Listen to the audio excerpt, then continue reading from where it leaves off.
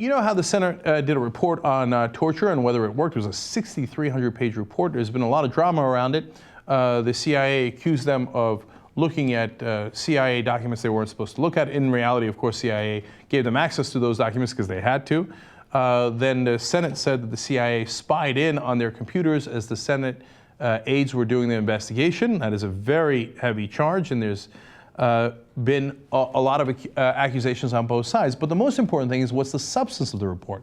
And they haven't been able to release that because the CIA is holding it. Isn't that funny? It's a report about the CIA, and the people who have to redact it and approve it for release to the public is the CIA.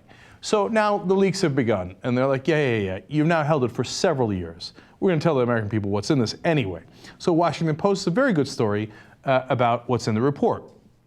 And they explain that the report shows that the CIA was concealing details about the severity of its methods, overstating the significance of plots and prisoners. That's really interesting. I'll tell you more about that in a second. Taking credit for critical piece of intelligence that detainees surrendered before they were tortured.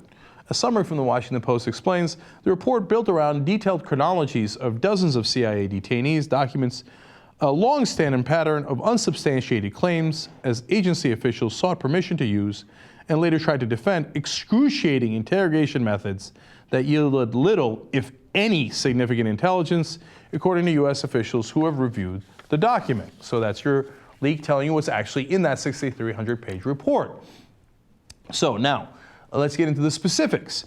The CIA had been saying all along, no. The way we got bin Laden was we had this lead information that we got through the torture, the enhanced interrogation, and then at the end we got the very important information also telling us through the enhanced interrogation program where bin Laden was. Now, of course, it turns out that's not at all true. So let me give you those details. Senators Dianne Feinstein and Carl Levin, who worked on the report, it's a Senate report, said the original lead information had no connection to CIA detainees. None. No connection. Okay? Remember, they interviewed all the CIA guys, they had all of the documents, and it's an exhaustive study of what actually happened. No connection.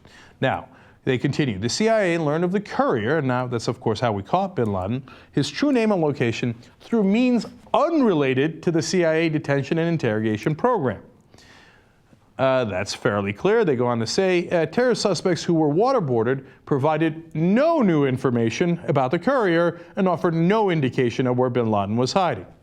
Now, Khalid Sheikh Mohammed at one point said there was a courier, because of course there was. How else would you get information to him? That was not a big revelation.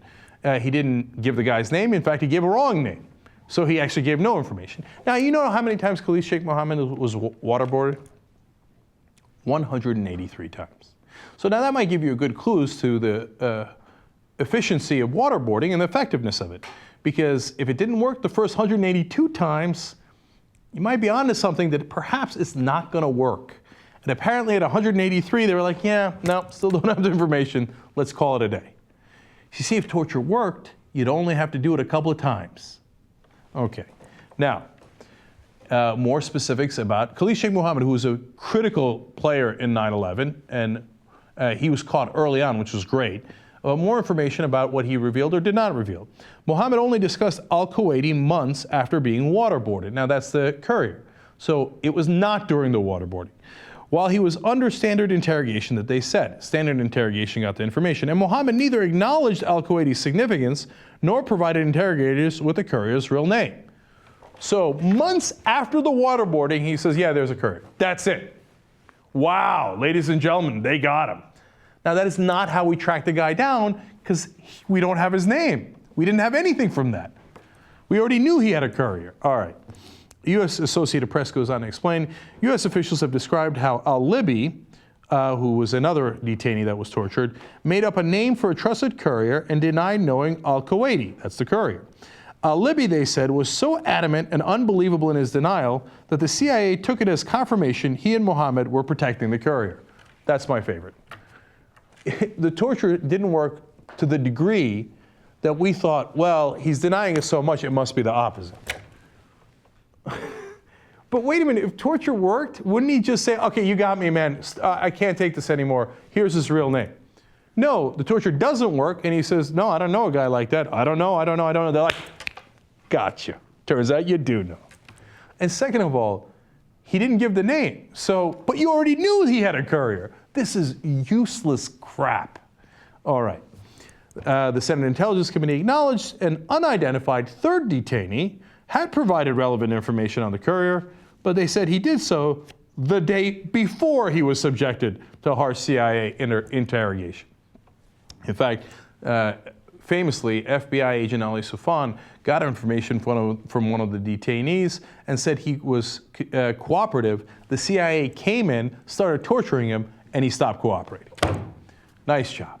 And since then, the hideous torture that they've been doing got no information at all. And ever since then, it's been just cover your ass, cover your ass, cover your ass. Oh, very important. We can't tell you anything about it. It's classified. But boy, we really broke those guys.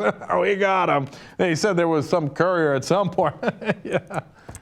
No, you idiots. If anything, you stopped the information that was flowing, which, by the way, the FBI was doing a good job of extracting. So credit to the FBI. All right. Now, one more from the Associated Press here about what's in the report. In any case, they say it still took the CIA years to learn al-Kuwaiti's real identity, Sheikh Abu Ahmed, a Pakistani man born in Kuwait. How the U.S. learned of Ahmed's name is still unclear. So after all of this and the so-called evidence the CIA gives about how they used torture to get this information, it's still classified how they got the information in the first place many years later through non-enhanced interrogation techniques. So all of that was total crap. They got the name from someone else using different methods, and they don't want to admit how they got it because it's embarrassing what a failure they were and how sick and depraved this torture was. Now, to the point of how sick, depraved, and unnecessary this torture was, go back to the Washington Post report on this. They say, the report also cites cases in which officials at CIA headquarters demanded the continued use of harsh interrogation techniques even after analysts were convinced that prisoners had no more information to give. Isn't that amazing? What psychopaths? They say, look, we tortured the hell out of this guy. He's got no information left. We're positive. They go, oh, that's interesting. Torture him again. That means they didn't give a damn about the information. It was just some sort of sick revenge plot, I guess, like, haha, we got him. And of course, the most relevant, which I've told you about before, is they didn't want to get the correct information. What torture does a really good job of is getting incorrect information. One of the guys tortured in Egypt on our behalf with the CIA watching, when they did a mock execution of him and he thought he was going to be buried alive, said, okay, guys, what do you want to hear? You want to hear that Iraq has something to do with it? Fine, I'll tell you Iraq has something to do with it. And they're like, great, let's go invade Iraq. And later they said, yeah, it turns out that was BS and we didn't corroborate it. They wanted to get bad information and they just got off on it. Why else would you continue to do it when even your own analysts say there's no more information left in this guy? All right, now, on to the overselling of the information. The CIA also oversaw the role of Abd al-Rahim al-Nashiri in the 2000 bombing of the USS Cole in Yemen, which killed 17 U.S. sailors. CIA officials claimed he was the mastermind. So it turns out that he was just a bit player. Now, why do they have an incentive to do that? Again, self-puffery. They go out in the press, oh, we got the mastermind. Don't worry about it, guys. All those things we didn't solve because we were out having fun torturing people. No, Nashiri is, yeah, mastermind. Yeah, no, we got him. Don't worry about it. Did you get the actual culprits? No, sorry. We got a bit player. We called him a mastermind for PR purposes. Hey, CIA, thanks for protecting us. And then they talk about Hassan Gül, another bit player that they got. They say, but Gül disclosed that detail while being interrogated by Kurdish authorities in northern Iraq who posed questions scripted by CIA analysts. The information from that period was subsequently conflated with lesser intelligence gathered from Gül at a secret CIA prison in Romania. In other words, they're using these black sites where they torture people, but they say that they got the main information from this guy that they tortured in Romania from the torture, but it turns out when you look at the evidence, no. The Kurdish authorities got it. Look, if they left well enough alone, the Kurds at least used the CIA script. You could have taken credit for that, right? But no. They had to make sure that they weren't going to get prosecuted. So they claimed that all information came from torture when they full well knew that it didn't. By the way, whatever happened to Hassan Gül? Well, he was so dangerous that we had to torture him. But then we released him. Isn't that weird? There's still over 100 guys in Guantanamo Bay. Why did we release this guy that we tortured in a black site prison and gave us critical information? Huh, what happened to Gül anyway? Oh, look at this. He was killed by a CIA drone strike in 2012. I guess not around to contradict the CIA anymore. Funny how that works. All right, now finally, we get to one of the interesting players here in the US in the CIA. Officials said a former CIA interrogator named Charlie Wise was forced to retire in 2003 after being suspected of abusing Abu Zubaida. All right, so this Charlie Wise guy, he was one of the guys doing the torture, but it's okay, at least he resigned.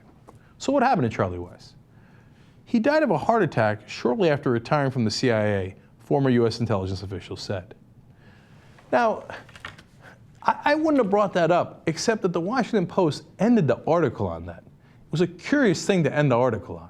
It's as if they're trying to tell us something like, well, we haven't fully gotten all the evidence on what happened to Charlie Wise, but if you notice, Gül wound up dead and Charlie Wise wound up dead right after he retired. I'm not saying anything. There it is in the last paragraph. No, but don't worry. Just trust the CIA. Anyway, now we find out that they've been clowns, they've been incompetent, they've been trying to cover their tracks, and the torture didn't work. So, ladies and gentlemen, we're going to go get them, right? Well, let me read you this line. The report also does not recommend new administrative punishment or further criminal inquiry into a program that the Justice Department has investigated repeatedly. In other words, despite the fact that we know torture didn't work, that they lied about it and covered it up, we don't look backward, we only look forward. There will be no prosecutions. Welcome to America.